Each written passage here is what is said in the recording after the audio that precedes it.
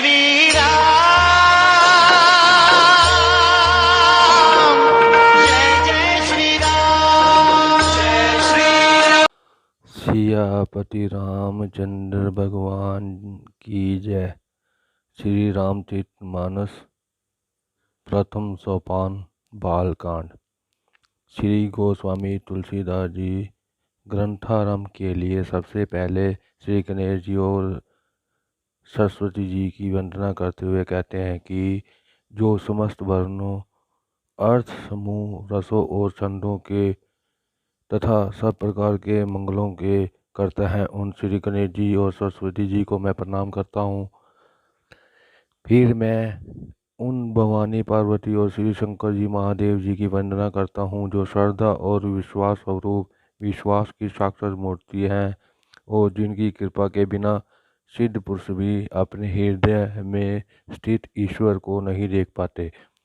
अब मैं अपने श्री गुरुदेव जी की वंदना करता हूँ कि जो श्री गुरु नारायण ज्ञानमय नित्य अजर अमर अविनाशी शंकर स्वरूप हैं और जिनके सहारे बकर टेढ़ा चंद्रमा भी सब स्थानों में वंदनीय होता है। यहाँ पर गोस्वामी जी बकर चंद्रमा को उदाहरण इसलिए देते हैं कि जैसे दूर का चंद्रमा जब भी टेढ़ा होता है तथापि शिव जी के मस्तक पर धारण करने से शिव जी के साथ वह भी पूजनीय हो जाता है। इसी प्रकार यद्यपि यह मेरा रचना टेढ़ी अवश्य होगी, किंतु गुरुदेव का आश्रय पाने से सम्मानित होगी। फिर मैं उन आदि कवि महर्षि वाल्मीकि और कपीश्वर हनुमान जी की वंदना करता हूँ जो समस्त सर्वदा ही सीता जी और श्री रामचंद्र के गुणग्राम रूपी पवित्र वन में विहार करने वाले अत्यंत शुद्ध, निर्मल और विज्ञानमय है। फिर मैं उन जगत जननी श्री रामचंद्र का वल्लभा प्रिय श्री सीता जी के चरण कमलों में प्रणाम करता हूँ जो संसार की उत्पत्ति, स्थिति, संहार करने वाली और समस्त क्लेशों को दूर करने वाली है, सब प्रकार कल्याण करने वाली है। फिर मैं उन श्री राम नाम से युक्त ईश्वर श्री रामचंद्र जी को प्रणाम करता हूँ जिनकी माया से समस्त जगत सहित ब्रह्मादिक देवता भी वशीभूत हो रहे हैं और जिनकी सत्ता से ही यह मिथ्या रूप रस्सी से सर्प के समान प्रमाणित होने वाला जगत भी सत्य सा प्रतीत हो रहा है। और ऐसे संसार सागर को पार करने के लिए जिनके चरण कमल की ही नौका है तथा जो समस्त कारणों से परे है और दुखों को हरने वाले हैं। अनेक पुराणों, वेदों और शास्त्रों में समस्त जो श्री वाल्मीकि रामायण है उनका सार लेकर और कहीं कहीं इस प्रकार अन्य ग्रंथों और अनुभवों से सार वस्तु लेकर मैं तुलसीदास अपने अंतःकरण के सुख के लिए श्री रामचंद्र जी की कथा रूप इस अत्यंत सुंदर ग्रंथ की रचना करता हूँ जिनका सुमरन जब तब स्मरण करने से सिद्धि सफलता प्राप्त होती है और जो बुद्धि के समूह व शुभ गुणों के धाम तथा श्री महादेव जी के सब गुणों के नायक हैं और जिनका मुख हाथी के समान श्रेष्ठ है, वह श्री गणेश जी मुझ पर कृपा करे। जिनकी कृपा से गूंगा मनुष्य भी बोलने वाला हो जाता है और पाँव से लंगड़ा पंगु मनुष्य भी ऊंचे दुर्गम पहाड़ों की चोटी पर चढ़ जाता है। वही कलिकाल के पापों का नाश करने वाले दयालु भगवान मुझ पर कृपा करें। जो नीले कमल के समान सांवले रंग वाले हैं, जिनके नवीन खुले हुए कमल के समान लाल नेत्र हैं, जो सर्वदा क्षीर सागर पर निवास करते हैं, वे भगवान श्री हरि मेरी हृदय में अपना घर करें। जिनका शरीर कुंद नामक पुष्प और चंद्रमा के समान उज्जवल है, जिनकी दीनों पर अधिक दया रहती है, जो करुणा एवं दया के घर हैं, वे पार्वती रमन महादेव जी मुझ पर कृपा करे। अब मैं गुरुदेव जी के चरण कमल रूपी चरणों में वंदना करता हूँ जो कृपा के समुद्र मनुष्य रूप में साक्षात भगवान है और जिनके वचन ही मोह रूप अंधकार पटल को नाश करने के लिए सूर्य की अनेक किरणों के समूह है। फिर मैं गुरुदेव जी के चरणों की उस राज्य को प्रणाम करता हूँ कि जिस धूलि की कृपा से उत्तम इच्छाओं की वासना का सरल अनुराग उत्पन्न होता है तथा जो अमर मूल संजीवनी बूटी का अमृतमय चूर्ण है और संसार के आवागमन सहित दुखों का शमन नाश कर देते हैं। जिस पुण्य रूपी धूलि को श्री महादेव जी ने भी अपने शरीर में लगाया था, जिससे वह धूलि मन को हरने वाली, मंगल और आनंद प्रदान करने वाली है, जो मनुष्य के मन रूपी शीशे के मैल को हरण करती है, जिसका तिलक करने से समस्त गुणों का समूह आप ही आप वश में हो जाता है। गुरुदेव के चरण बिंदों के नखों में मणियों की सी वह ज्योति है कि जिसका ध्यान करते ही हृदय में दिव्य दृष्टि अद्भुत प्रकाश हो जाता है। इस प्रकार में मोह और अंधकार नष्ट हो जाते हैं, किंतु वह प्रकाश बड़े भाग्य से हृदय में आता है। जिस प्रकाश के आते ही हृदय के निर्मल नेत्र खुल जाते हैं और संसार रूपी रात्रि के दुख एवं दोष नष्ट हो जाते हैं। फिर तो श्री राम जी की मणिक रूपी गुप्त और प्रकट लीलाएं जो जिस जिस प्रकार से होती रहती है प्रकट हो जाती है, अर्थात दिखलाई पड़ने लगती है। जैसे सुजान साधक अपनी साधना को सिद्ध करने के लिए नेत्रों में सिंधाजन को लगाकर और पृथ्वी तल के अनेक कौतुक देखते हैं, ऐसे ही जो गुरुदेव के चरणार बिंदु की धूलि को हृदय के नेत्रों में लगाकर साधना करते हैं, उसे नाना प्रकार के कौतुक से भरी सिद्धियां प्राप्त हो जाती है। श्री गुरुदेव जी के चरण कमलों की रज स्वच्छ ज्ञानामृत अंजन के समान और दृष्टि दोष निवारक है, अतः उसी से मैं अपने ज्ञान रूपी नेत्रों में स्वच्छ करके आवागमन से मुक्त करने वाले श्री रामचंद्र के पवित्र यश का वर्णन करता हूँ। सबसे पहले पृथ्वी के देवता रूप ब्राह्मणों के चरणों की वंदना करता हूँ, जो मोहजनित समस्त शंकाओं का समाधान करने वाले हैं। साथ ही सत्पुरुषों के उस समाज को जो भी सब गुणों की खान है, मैं प्रेम सहित सुंदरवाणी से प्रणाम करता हूँ। यद्यपि साधु सहित सत्य पुरुषों का चरित्र कपास के समान नीरज अवश्य है, पर उनका फल बड़ा ही गुण देने वाला है, क्योंकि संत जन दुख सहकर भी पराये दोष को छिपाते हैं। इसी से वे हमारे लिए वंदनीय और संसार में यश पाने वाले हैं। उन संतों का समाज आनंदमय और शुभप्रद है, जो संसार में चलते फिरते तीर्थराज प्रयाग के समान पवित्र हैं, क्योंकि उनके मध्य में हर समय राम भक्ति रूपी गंगा का धारा बहा करती है और उनका वही ब्रह्म विचार का प्रचार सरस्वती का प्रवाह है। इसमें विधि ग्रहण करने के योग्य और निषेध करने योग्य की जो कथा है, वही कलयुग में के पापों को नाश करने वाली यमुना सहित त्रिवेणी का संगम है। यहाँ विष्णु भगवान और श्री महादेव जी की कथा केवल स्वर मात्र से आनंद और मंगल देने वाली है। यहाँ अपने धर्म पर अटल रहना ही विश्वास रूपी अक्षय वट है, और जो तीर्थराज अच्छे कर्मों का यही एक समाज है, वह सबको सब दिन में और सब देशों में आदर सहित सेवन करने में कष्टों का शांत कर देता है। अब मैं अगंतनीय महिमा वाला अलौकिक साधु समाज रूपी तीर्थराज सर्वदा ही प्रभाव युक्त फल को प्रत्यक्ष देने वाला है। जो मनुष्य इसको सुन समझकर प्रसन्न मन से इसमें गोता लगाएगा, वह इसी शरीर में धर्म अर्थ काम मोक्ष चारों फल प्राप्त कर लेगा। ऐसा यह साधु समाज रूपी प्रयाग है। इसमें स्नान करने से फल तत्काल देख लीजिए कि कौवा कोयल और बगुला हंस हो जाता है। कहने का तात्पर्य यह है कि ऐसे संत समाज रूपी तीर्थ राज में मलिन मनुष्य भी निर्मल हो जाता है। यह सुनकर कोई आश्चर्य ना करे, क्योंकि सत्संगति की महिमा किसी से छिपी नहीं है। वाल्मीकि, नारद और कटयोनि अर्थात कुंभज ऋषि ने अपने अपने मुख में अपनी अपनी होनी अर्थात अपने जीवन चरित्र को कहकर बतलाया है कि हम क्या थे और सत्संगति के प्रभाव से क्या हो गए हैं। इस प्रकार संसार में जो जड़ चेतना नाना प्रकार के जल में विचरने वाले, थलचल, पृथ्वी में विचरने वाले और नवचर, आकाश में विचरने वाले आदि जितने जीव हैं, जिसने जब और जहाँ जिस उपाय से जो बुद्धि कीर्ति गति बढ़ाई संपदा और भलाई पाई है, वह सत्संगति का ही प्रभाव जानो। इसके लिए लोक और वेद में अन्य उपाय नहीं है। बिना सत्संग के ज्ञान नहीं होता है और बिना श्री राम जी की कृपा से सुलभ नहीं होता है। सत्संगति मंगल और प्रसन्नता का मूल है और वही सब साधनों का सिद्धि रूप फूल फल है।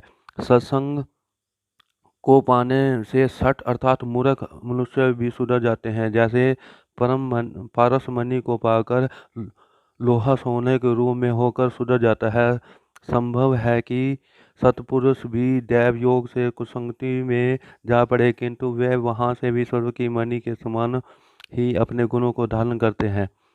सत्पुरुषों की महिमा वर्णन करने में तो ब्रह्मा विष्णु महेश कवि वाल्मीकि कोविद बृहस्पति और वाणी सरस्वती भी सूख जाती है।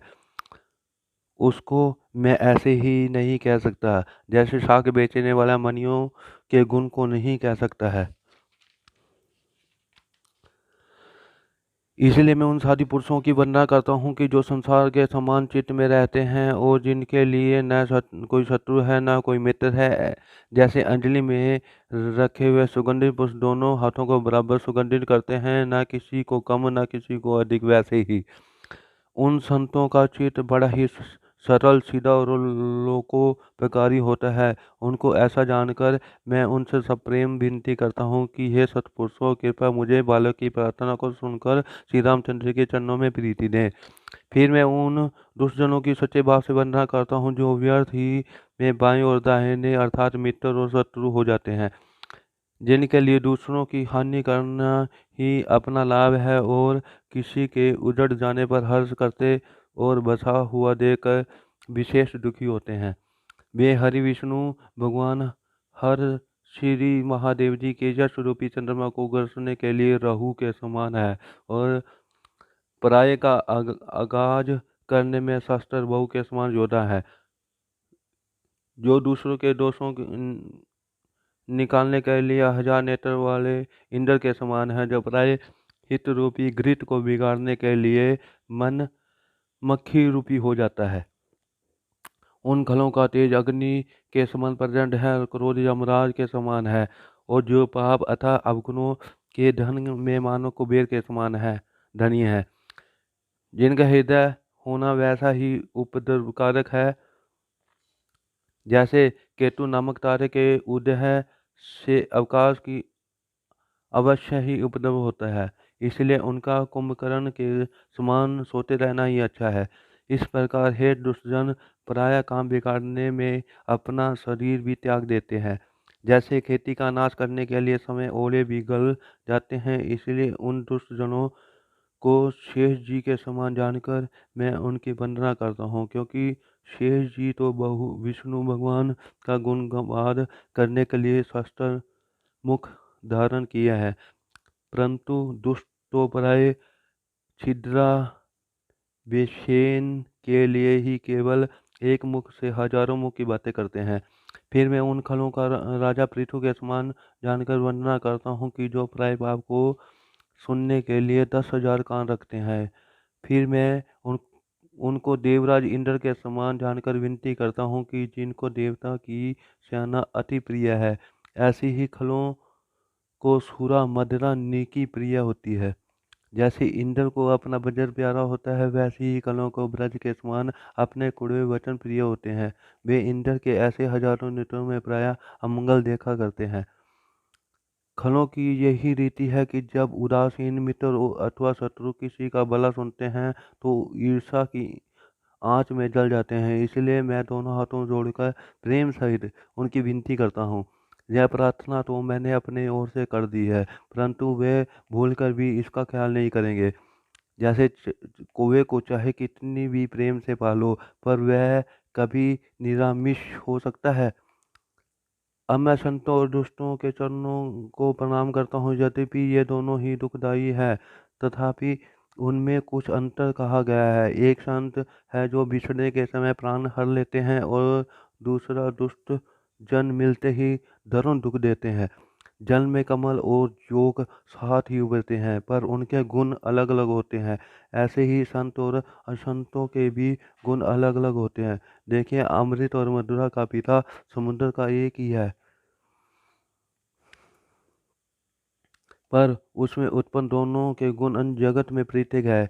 इसी प्रकार सत और असंत में भी अंतर है। संत अमृत समान है और असंत मदिरा के समान है। अपने अपनी करनी से सब भले और बुरे संसार में यश और अपयश पाते हैं। संत जन अमृत चंद्रमा और गंगा के समान है। दुष्ट लोग विष अग्नि और कर्मनाशा नदी के समान है। इस प्रकार गुण और अवगुण को सब कोई जानते हैं, किंतु जिसको जो अच्छा लगता है उसके लिए वही अच्छा है। भले भलाई में शोभा पाते हैं और नीच को उसकी नीचता में शोभा देती है। जैसे अमृत अमृत प्रदान करता है और विष की सराहना इसलिए है कि वह तत्काल मार डालता है। दुष्टजन तो अवगुणों को और संतजन गुणों को ग्रहण करते हैं, परंतु इन दोनों की गति को अथाह समुद्र के समान अपार समझना चाहिए। इसी से मैंने इनके गुण और दोष का थोड़ा विवेचन किया है, क्योंकि बिना पहचाने इनका संग्रह और त्याग नहीं हो सकता है। ब्रह्मा जी ने ही सब भले बुरे को उत्पन्न किया है और वेद ने गणना करके अर्थात उनके गौण दोषों का निश्चय करके अलग अलग किया है। इस बात को वेद, इतिहास और पुराण भी कहते हैं कि विधाता का सारा प्रपंच गुण अवगुण से मिला हुआ है।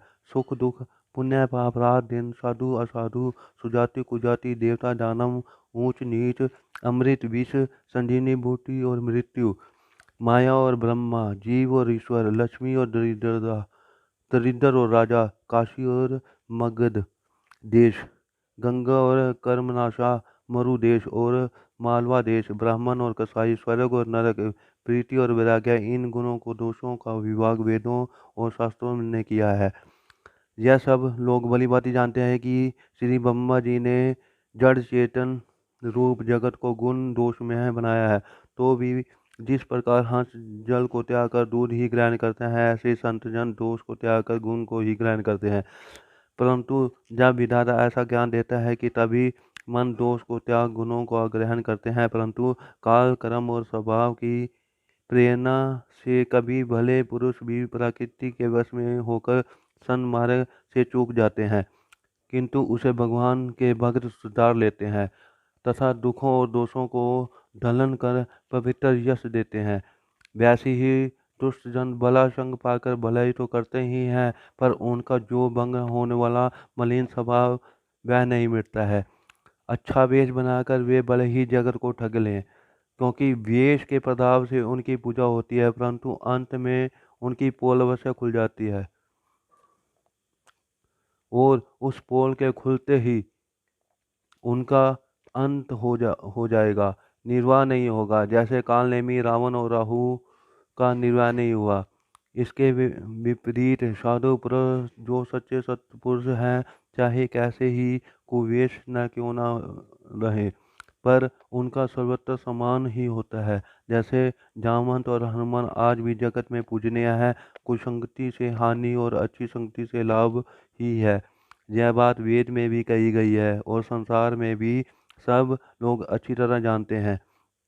जैसे धूल वायु के सारे आकाश में चढ़ जाती है और जब वह नीचे गिरने वाले जल को साथ करती है तब वह कीचड़ बन जाती है। जैसे तोता मैना साधु और असाधु सबके घर में रहते हैं, अर्थात पाले जाते हैं, परंतु साधु के घर में पलने वाला राम राम कहते हैं और असाधु के घर में पलने वाला गिन गिन कर गाली देता है। देखिए, धुआं एक ही है, परंतु वह कुसंगति के कारण कलिक बनकर पात्रों को और अन्य पदार्थों को बिगाड़ देते हैं और सुसंगति पाकर वही शाही बनकर शास्त्र और पुराणों को लिखता है।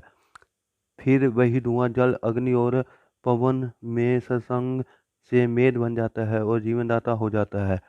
सूर्य और चंद्रमा आदि ग्रह, औषधि, जल, वायु और वस्त्र, ये सब कुयोग और सुयोग को प्राप्त करने से ही संसार में अच्छे और बुरे हो जाया करते हैं।